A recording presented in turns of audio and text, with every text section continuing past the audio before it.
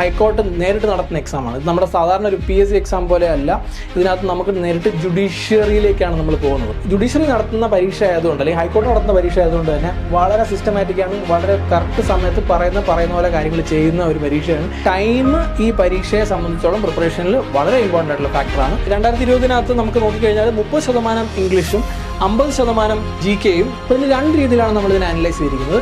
First എന്ന് വെച്ച് കഴിഞ്ഞാൽ നമ്മൾ നോക്കുന്നത് ടോപ്പിക് വൈസ് ക്വസ്റ്റ്യൻസ് ഏതൊക്കെ ഏരിയാസിൽ നിന്നാണ്, ടോപ്പിക്കുകളിൽ നിന്നാണ് ചോദ്യങ്ങൾ വന്നിരിക്കുന്നത് 2 വർഷങ്ങളിൽ. ഇത്രയും ഡിഫറെൻറ്റ് ഏരിയാസിൽ നിന്നാണ് ഇംഗ്ലീഷ് ക്വസ്റ്റ്യൻസ് പൊതുവെ വരാറ്. അതിപ്പോൾ sentence completion, meanings, previous year ക്വസ്റ്റ്യൻസിൻ്റെ കംപ്ലീറ്റ് AI ബേസ് അനാലിസിസിലൂടെ സിസ്റ്റം തന്നെ നമുക്ക് പറഞ്ഞു തരുന്നു എന്തൊക്കെ ക്വസ്റ്റ്യൻസ് ആണ് ശരിക്കും പറഞ്ഞു കഴിഞ്ഞാൽ ചോദിക്കാൻ സാധ്യതയുള്ളൂ. ആൻഡ് ഫൈനലി KS മെൻറ്ററിൻ്റെ ഒരു സ്പെഷ്യാലിറ്റി, ഈ ഹൈക്കോർട്ട് അസിസ്റ്റന്റിന് വേണ്ടിയിട്ട് KS മെൻറ്ററിന് ഒരു ബാച്ച് ഉണ്ട്.